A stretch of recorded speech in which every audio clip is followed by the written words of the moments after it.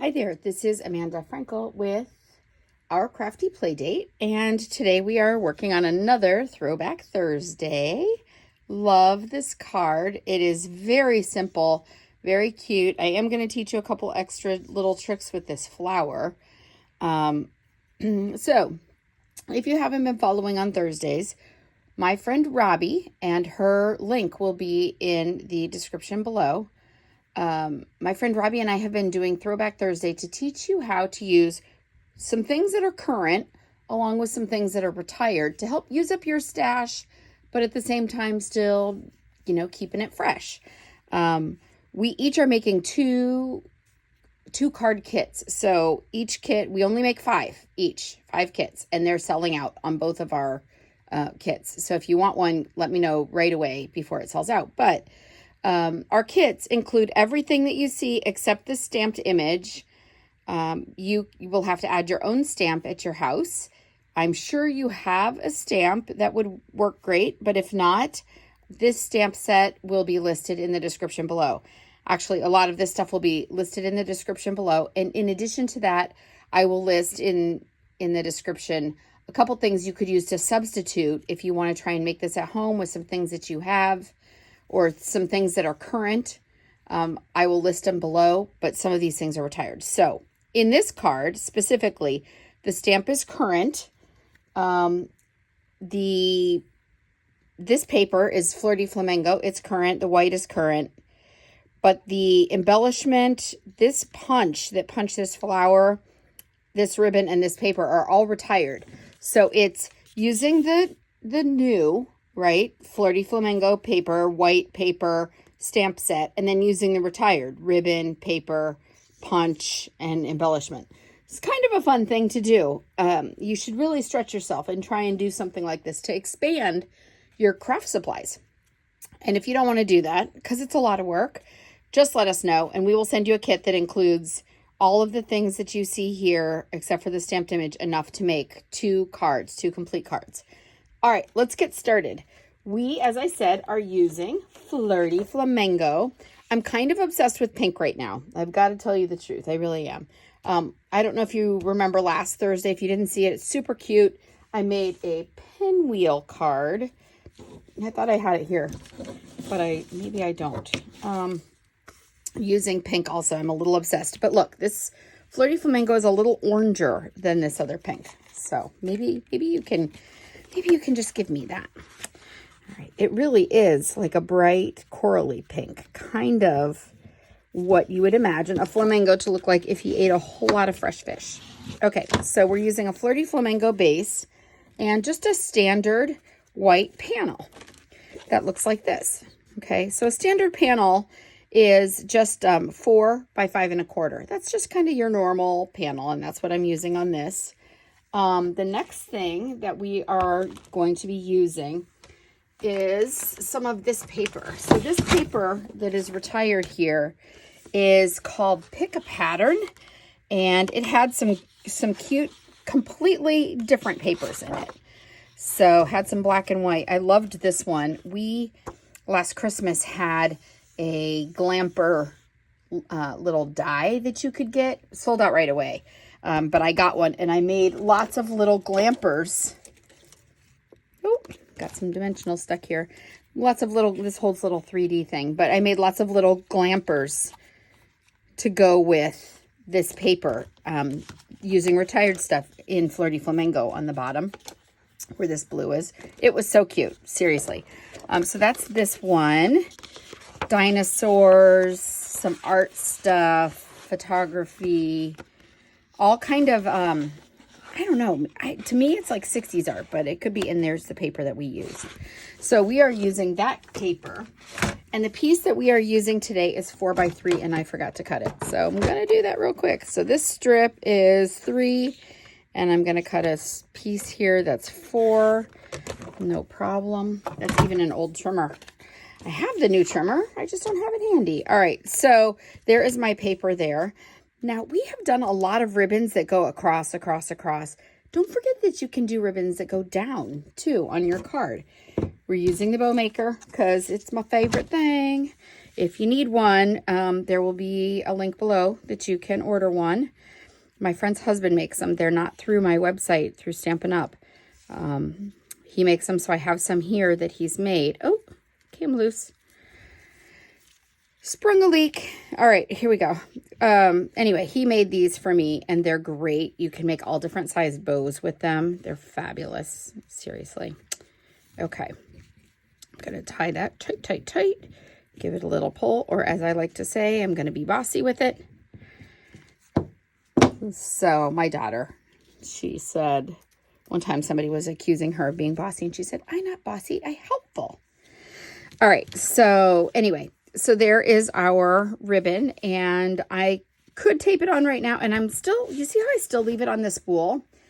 This is retired ribbon I loved, but anyway, the reason I leave it on the spool until I'm ready to use it is so I don't cut it too short. So I almost never waste ribbon. I might every once in a while have to, trim an edge, but for the most part, I never waste any ribbon.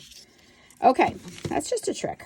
That's just a trick of the trade. Okay, so actually I want to stamp on this because if I stamp badly, you know what I can do?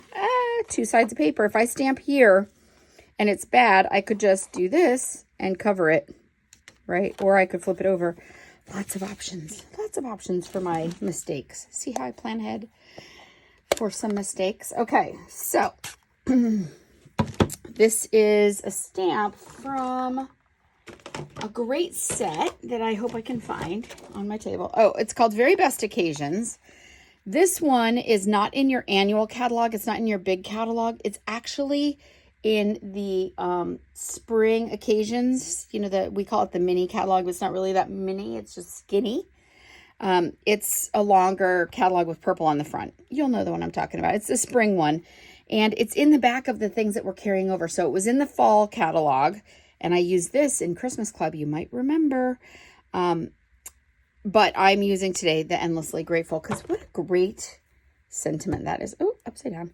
All right, so my ink pad needs to be re-inked, but I am not going to stop and do that right now. What I'm going to do is I'm just going to move it around a lot on the stamp. Oh, I can show you how to do that real quick. If you look at my ink pad, you'll see it's darker on the edges and lighter in the middle. That's because when people stamp, including me, we do this. Tap, tap right in the middle and stamp. If you are noticing it's a little lighter, it's time to re-ink your ink pad, and I do have videos that show you how to do that, so search back. But anyway, if you just move your stamp around a little bit on your ink pad a couple of times, you can get a super good image without without any no muss, no fuss. Okay, Endlessly Grateful. That was Flirty Flamingo ink, by the way. I'm gonna close it real quick. Alrighty. Okay, so that was very easy, and now this part's going to be also very easy. I'm just going to glue my paper down. So when you have a patterned paper, you can make it the star. So it is kind of the star of this card, and it doesn't have to be centered. You see how I'm not centering that? Senator. I watch political hearings for fun, and my parents all think I'm a nerd. All right. So anyway, you can just put it off to the side like this, and it's super cute like that. You don't have to center stuff all the time. As a matter of fact, that would be super boring. All right. I should put that lid on.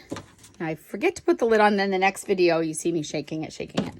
All right. So now with my ribbon, I know right where it's going to go, right? I want it to do this, and I'm kind of putting it halfway. Although it's cute up here, you could do it up, you could do it down, but mine is going to be right about here, right about halfway. Maybe a little higher because I'm kind of close to the edge there. A little bit. All right, and I'm just using Scotch tape to hold my ribbon in place. I did it very close to the edge there. All right, so I'm just using Scotch tape to hold my ribbon in place until I glue it onto the card. You don't want to use liquid glue. Do I have scissors down here? That's the question. I do. Here we go. I'm down in my studio, and I have been doing lots of things. I've been destashing, which means using up stuff and selling stuff that's retired. And so I've got things in every part of my house. It's scary. Okay, so I have taped that ribbon on, and now I need that flower. This is the flower punch that I used. It is one of the first purchases I made with Stampin' Up! Over 11 years ago. So it's an old punch, but I always, always, always hold on to my punches. And when I punch upside down like this so I can see where I am on my paper. I'm just using a piece of scratch paper in white. And this would be cute just on there, but then it would be really flat. See how it would be so flat? Okay, I want to show you how to give this some curve. You've seen me do this where you hold your bone folder like a paring knife and you kind of slide it along. And I am going to do that a little bit, give it a little curve down. So what that does, I'll show you as soon as I get all the way around the flower. Okay, what that actually does is it gives it a curl. See that? Curls for the girls, right? Okay, so it gives it a little bit of a curl, and that's great too, but I want it to go down in the middle like a real flower would. So how do you do that? How do you get it to poke in there? So yeah. All right. I am using a special tool, but you do not, and we don't sell these, so don't even ask. But I actually don't even know. There you go. There's the cover.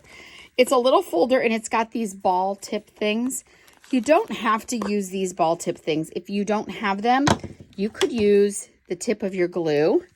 So you just rub in a circle because it's rounded and smooth. So if you have something that's kind of rounded and smooth, this would be a big dent, right?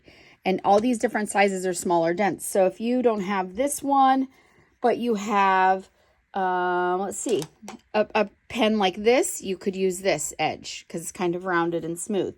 So you can use what you have at home if you don't have my tools. I like my tools because, well, I'm a tool girl. All right, so I'm just going to go in a circle, a slow circle. This is just a sponge mat.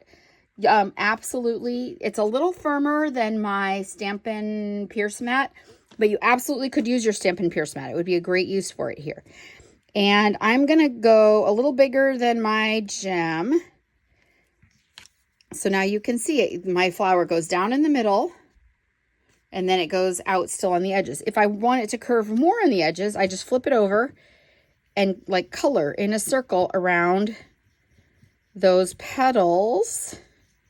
See how it's starting to curl up on my mat when I do this? All right, so as I said, you could absolutely be doing this with your glue. It's a bigger dent, so it's going to leave a different thing. That's why this tool set comes with lots of different sizes. For people who are really finicky. I'm not super finicky, honestly.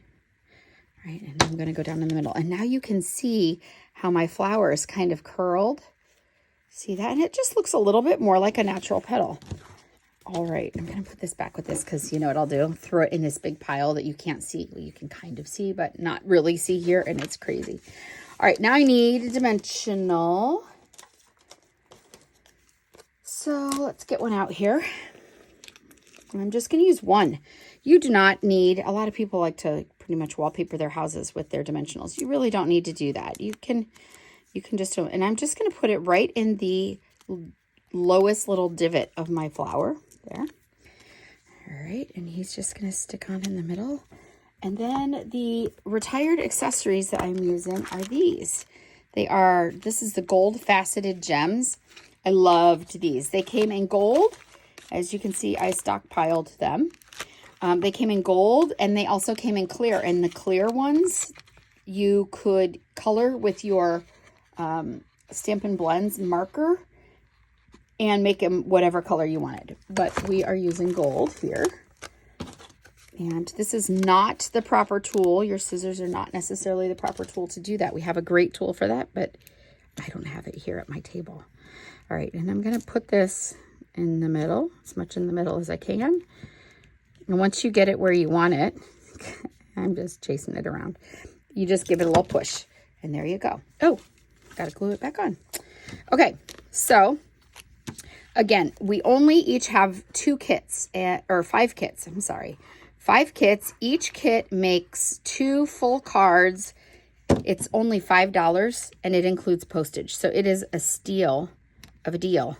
If you need some of these, let us know. There you go. That is your card. Your card will also include the white paper that goes inside here because it just makes it look more finished. So that would be everything that you would get in your kit times 2 for 2 cards. All right, that's it for today. Please stop over to Robbie's side and her link and see what she's done on her site, and stop back again next Thursday to see what we have done next week.